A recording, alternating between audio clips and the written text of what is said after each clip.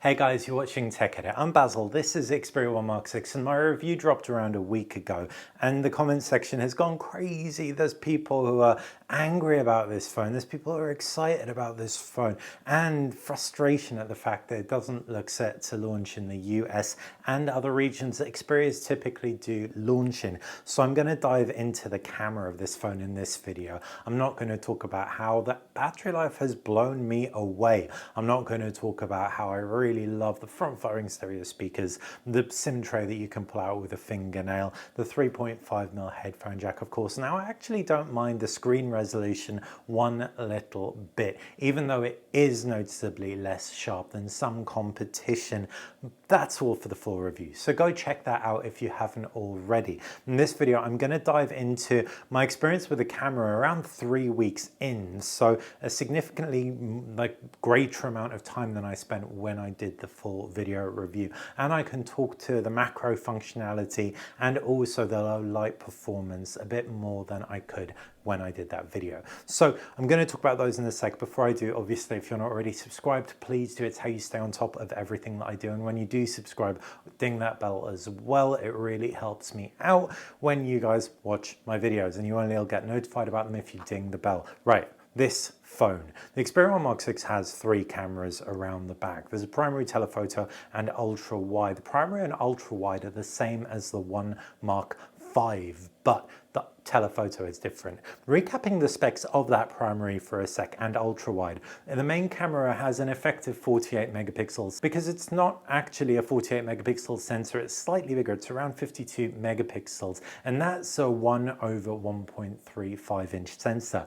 But the crop sensor has that 4:3 48 megapixel resolution, and the reason it has that extra sensor is to support with image stabilization when capturing video, and indeed, as I will come on to, image stabilization is excellent. It's also a stacked sensor, FYI, so it's really decent in terms of high dynamic range and noise handling compared to sensors this phone size. It's an f1.9 aperture with that primary sensor, and it's a 24mm angle of view, so relatively typical on that front. No variable aperture, unlike some other phones, which is a shame, but simultaneously you do get decent pictures, as I'll talk about.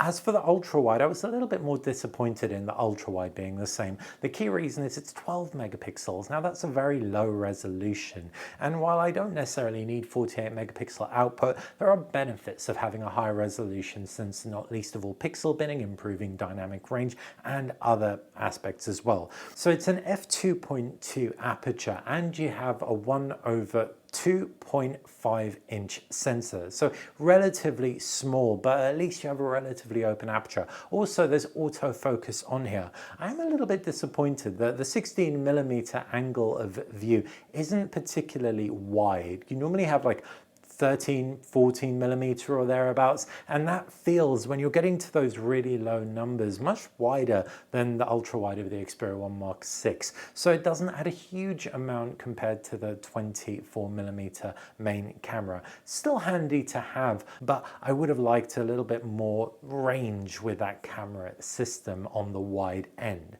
Where the real range is at is with that telephoto camera, which has a variable zoom from 85mm all the way through to 170mm. That translates to around a 3.5 times to a 7.1 times zoom.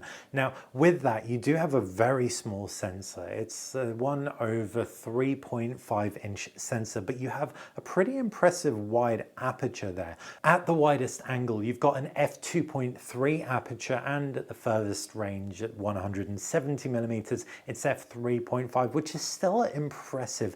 And so when you have great light and you're zoomed in on a subject or an object, that really nice aperture, despite the small sensor, can still create depth separation. So that's the hardware around the back. As for the selfie camera though, you have a 12 megapixel resolution. It's a 1/2.9 inch sensor with an f2 aperture, 24mm angle of view, again not the widest, so you have to hold the phone quite far in order to fit your face in frame if you're recording in landscape, much easier if you're recording portrait.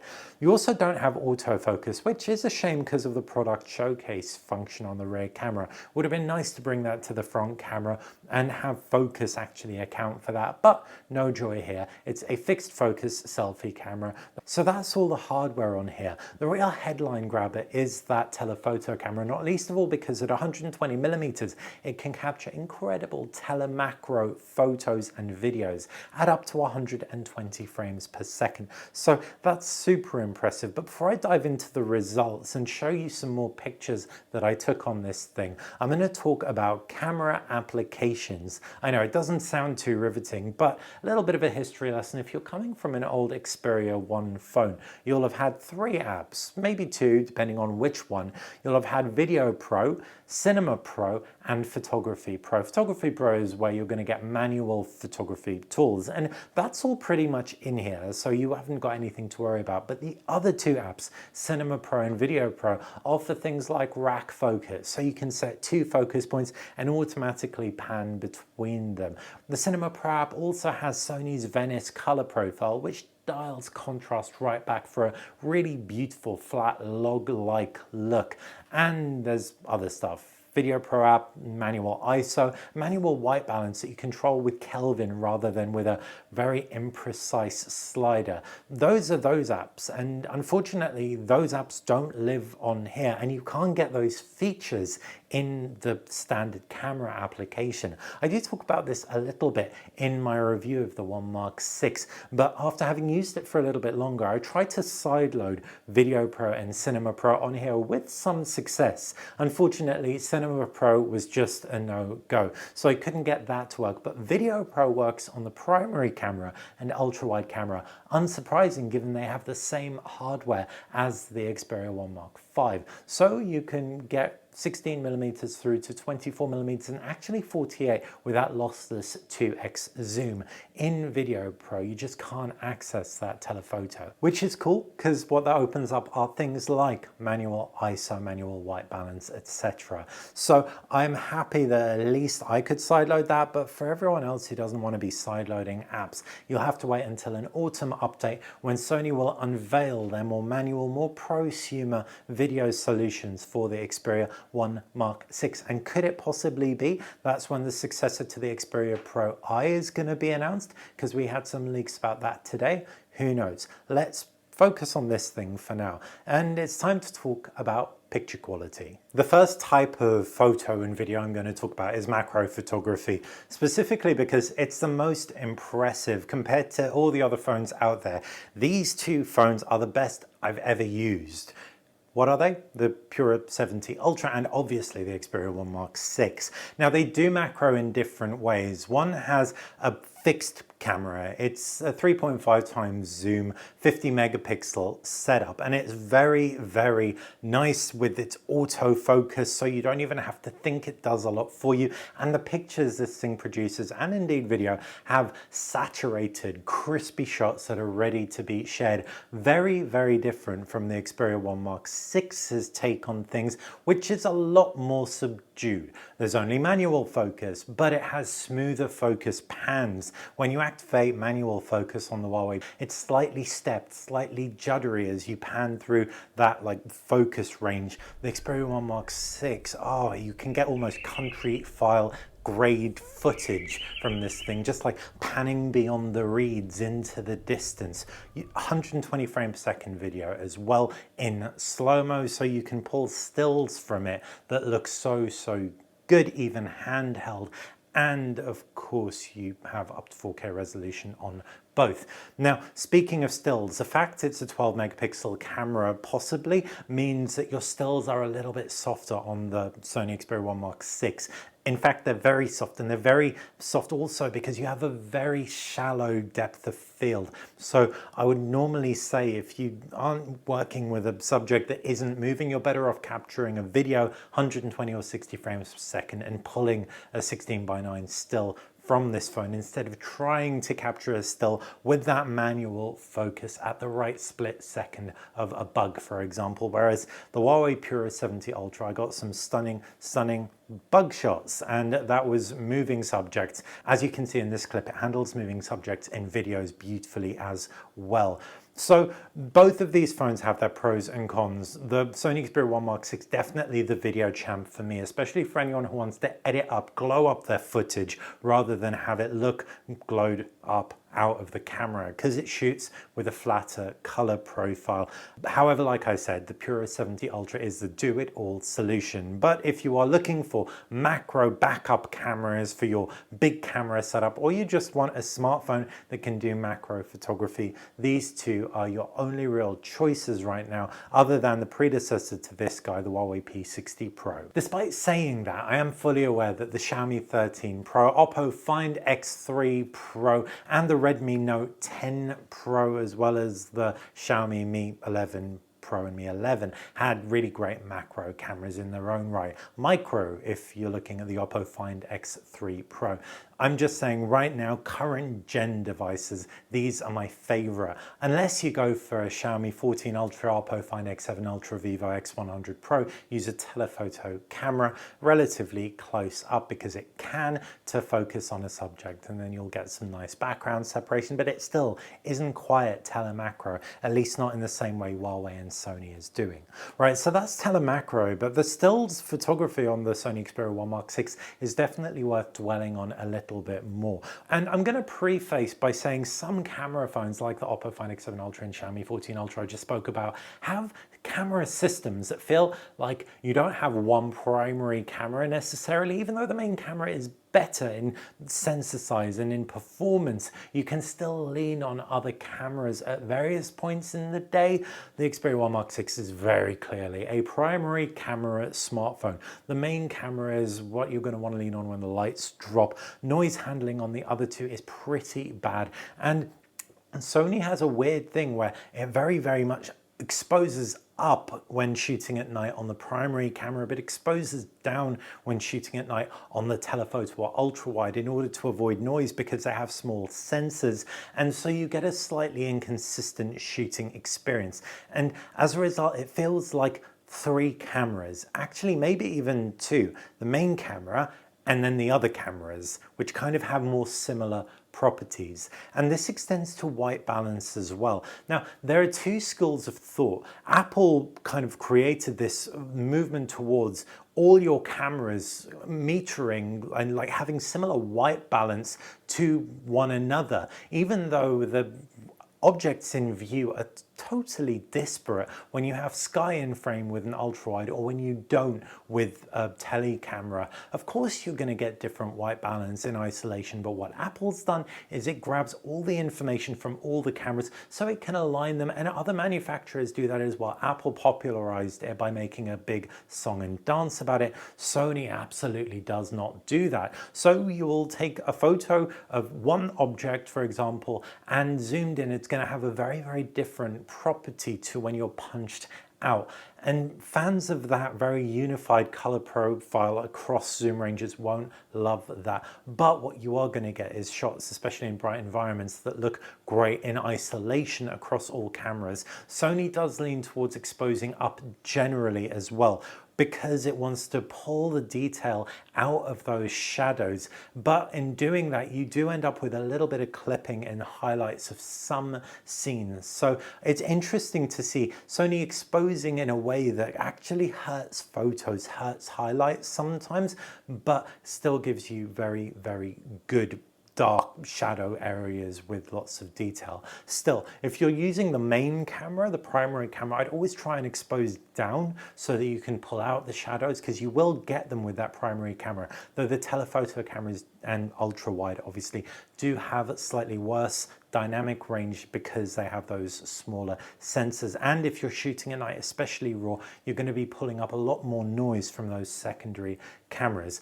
But it's also interesting because Sony shirks computational photography, AI computational photography, more so than the competition. It does employ it. There is a night mode. So for example, you're going to take a picture and it will take its time to take that picture, and there is some compositing happening.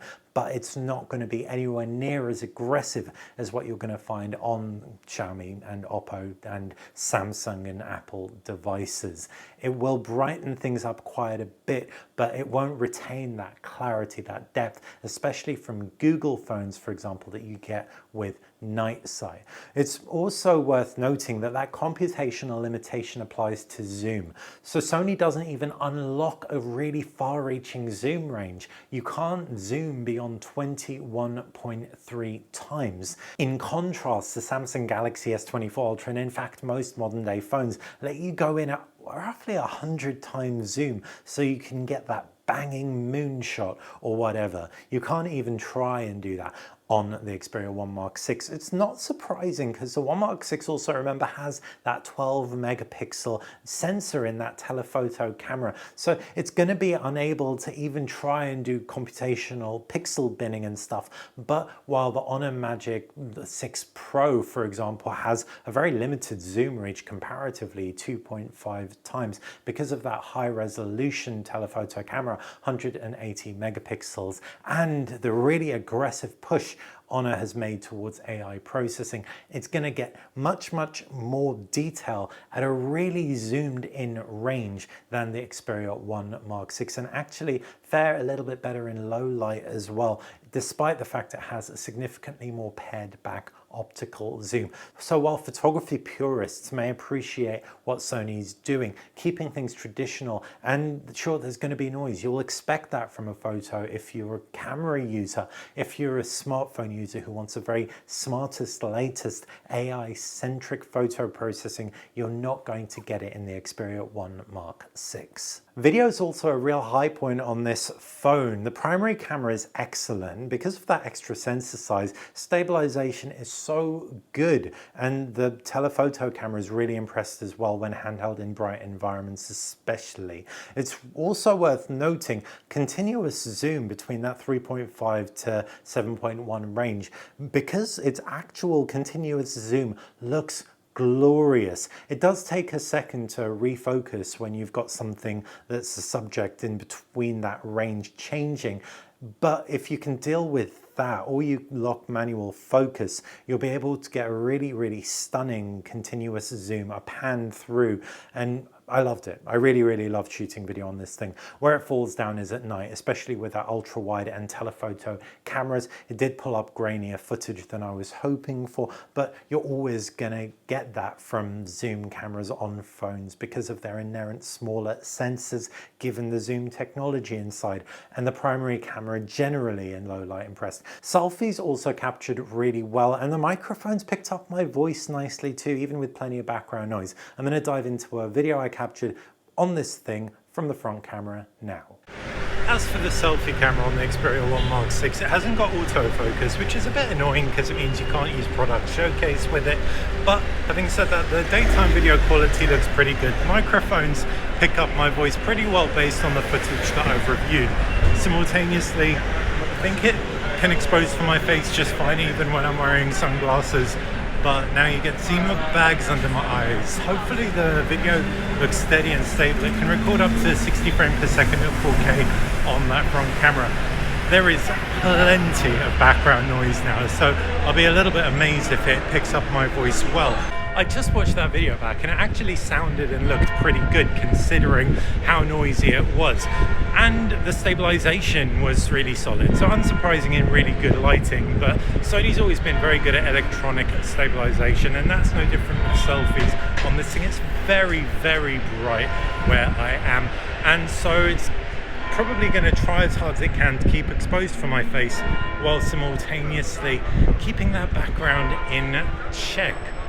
And now I've switched from portrait to landscape. It's also worth noting that I have to keep my arm quite far away. It's not the widest angle selfie camera that I've ever used. So if you do plan on vlogging a lot with this thing, bear in mind, no autofocus, not a super wide angle, definitely predisposed to portrait vlogging versus landscape vlogging. But having said that, looking at the screen, first off, it's super sunny and I can see the screen clearly, so that's a huge win for the display. And also, it looks very stable, very steady. Portrait, landscape, you just need a long arm or a selfie stick. This is a 30 frame per second video from the front camera on the Xperia 1 Mark 6. Now, obviously it's relatively low light. There's a lot of ambient light around, so it's a challenge because of the high contrast environment. This hasn't got a huge sensor, the selfie camera, so what you're going to have is a greater deal of stabilization, having to work hard to keep the image still, electronic stabilization because there's no OIS either, and it's pretty windy, so the mics are really going to have to work for it, but on screen it looks pretty okay. It doesn't look terrible. Hopefully when I pull it off this camera and what you see looks as good or better than what I see. In my review of the Xperia 1 Mark 6, I complained that there was no zoom slider. Well, actually I was wrong. The zoom slider is not immediately obvious. It's not the same as every other phone. You don't slide on the zoom numbers. Well, you kind of do, but first you have to tap the zoom number to engage it, then press and hold it, and then drag. So what that probably does is it locks the zooming to optical zoom ranges, which is going to help get better quality. But where it's really useful is between that 3.5 times and 7.1 times, where it is all optical zoom quality. There are, of course, other reasons the Xperia 1 Mark 6 is a camera champ, and not least of all if you have an alpha camera, because this thing can plug in and act as an external monitor and as an external storage device. But this kind of ties into one of my biggest issues with this phone.